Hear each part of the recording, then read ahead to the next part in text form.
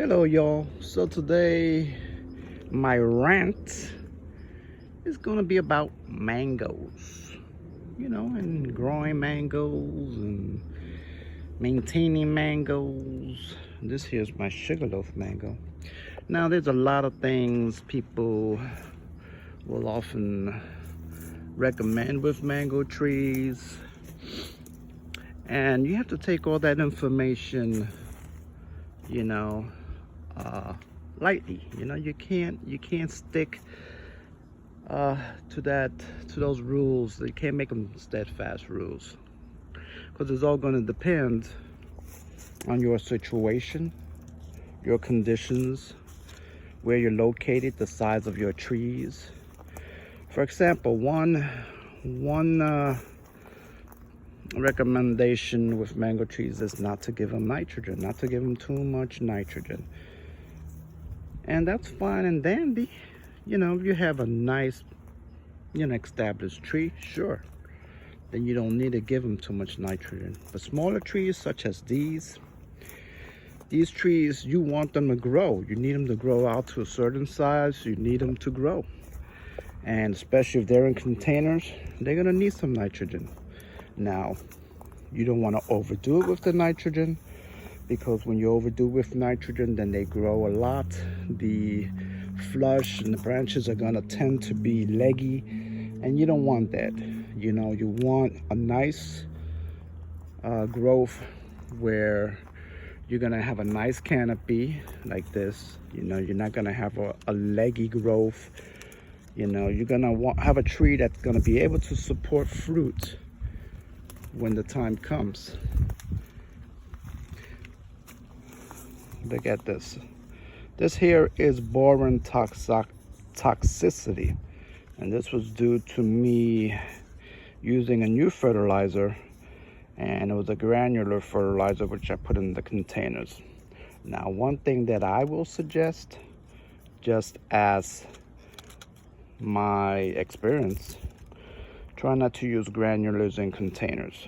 Okay, it's always good to use lighter fertilizers. When I say lighter, I mean lower strength fertilizers, not things that are too strong.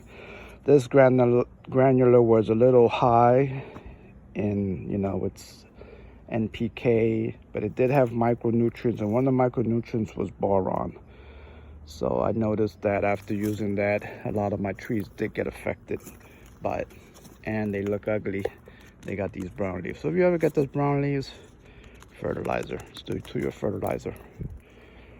And like I said, fertilizer, you want to make sure to use something that has micronutrients, or do a separate foliar feeding with micronutrients, and your plants will be happy. A lot of people use fish emulsion, which is a low NPK. Actually, it has a very, very low NPK. Fish kelp is also good. And, that'll keep your trees looking nice and healthy. These right now, they had a little bit of chlorosis, and that was all actually due to that fertilizer that I used. It messed up the pH. It just screwed up it was just a total imbalance in the soil due to that fertilizer. So right now I'm still in the process of getting them back in shape. All right, so I was saying, everything that you hear, take it lightly. What's the saying? Like a grain of salt. And all that you do with your trees is going to be based on, like I said, the size of your trees, your conditions, your weather, your soil, whether you have them in containers, whether you have them in the ground. They all react different. I have some in the ground, and actually the ones in the ground, they always look pretty well in terms of fertilizer. They're always nice and green, and I don't really feed them as much, not as much as I do the ones in the containers, and they do well. And if I wasn't to feed them, they would still look good. So, like I said, it all depends. And then you have tipping. Now, there's different rules of thumb on tipping your trees, when to tip them, And that's all up to you. That's all up to you what kind of canopy you're looking for, you know. And you have those that like to tip right above this node here, and then you'll have multiple branches that pop up there. Then you have those that like to tip like over here, and then you'll have this node, you'll have the next node below, and you get less branches but stronger branches. And your canopy is going to be a little more different, not quite as bushy, but it depends on what you're looking for in the long run. Some people do scrape tipping. This here is a scrape tip. Instead of cutting the actual branch down to the node, I take the current branch and scrape tip that bud off, or not the bud, the node. Where the future growth is going to grow, you scrape it. So what happens is that'll make these branches, the tips actually bud from around the edge, just like if you were to cut it, but without you having to cut back. So you have your growth here that hasn't been touched, and that's a good way to get your branches to branch out, but you don't go back and size down. You're still retaining your same size. So there's different ways, different methods. You got different kind of canopies. Like this canopy right here, I love it. This is a nice rounded bushy canopy. It's not too high off the ground, which is another thing I don't like, when the canopies are too high off the ground and you have a whole big stick with a big canopy up on top.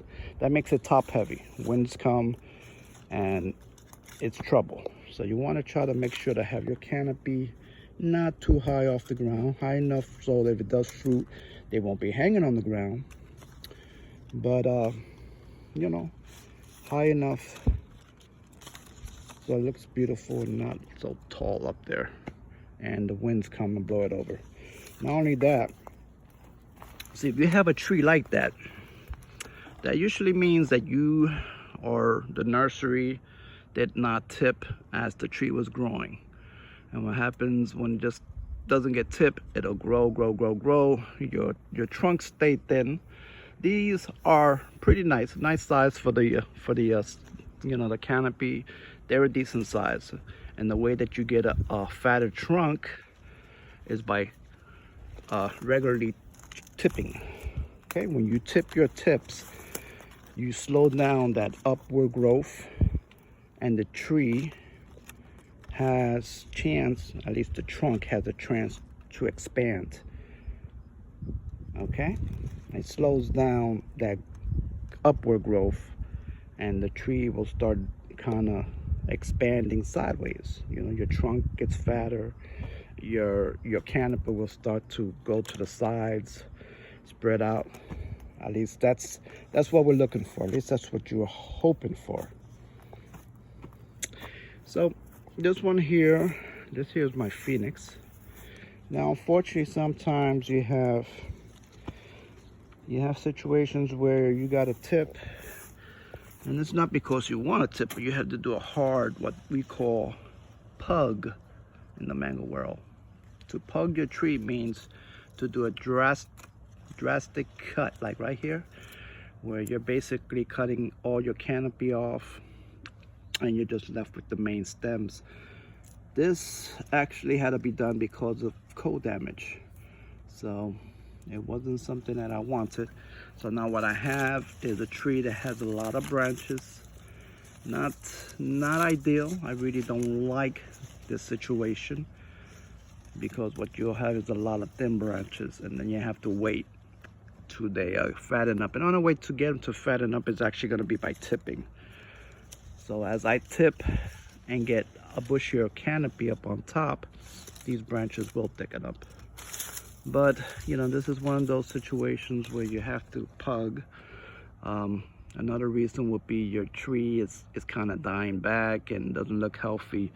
You'll pug it, and hopefully it'll come back and it'll be in better shape. So that'll be another reason to pug your tree. And in case you're wondering what this white stuff is, this is a whitewash. It's kind of faded, but when you do pug your tree and you have it with no canopy, you want to make sure to give it the whitewash. Some people use a watered down latex paint. There's some other products out on the market that you can use, but do make sure to whitewash your trunks. Don't leave them bare because the sun will scald your trunks. And then what happens later on is that you'll have cracking of your bark, and that'll might give you issues later on in life of the tree. Alrighty, so let me see if there's anything else that I want to share with you guys. This is kind of a little tour too. This is my cotton candy, another one that got pugged. When it was flushing, we had Hurricane Ian, so the new growth got kind of stripped of its leaves and all discombobulated. It was already too late in the season to tip it back, so I'm just gonna let them do their thing, see what happens. They might shoot out panicles, they might not, but come springtime I will tip them back. I will tip these back here. I would try to get some scion wood off of this, but I'll tip them back, and then they'll branch out, and hopefully we'll get a nice little canopy going, because right now it's kind of looking wacky tacky, I should say.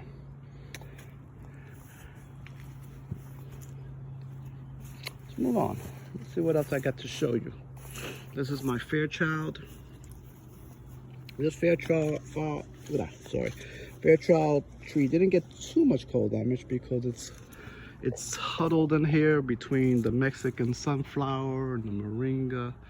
I kind of did this microclimate for it, so hopefully it'll keep it protected. This one here is got some little nodes pushing.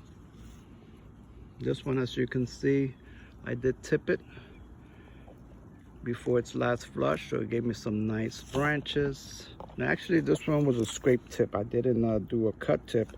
This was a scrape tip. So as you can see, with the scrape tip you don't get the little stub, which is something I also like. You don't get usually a lot of times with the stub, when you get that stub, it starts to die back, and that die back sometimes goes into that branch, into that tip. So by doing the scrape, it to me it's just better. I don't know, I just think that it's better, it's cleaner, no stub, the branches seem to come out healthier. So that's just me. Just checking these tips. All right, and this is the canopy on this one.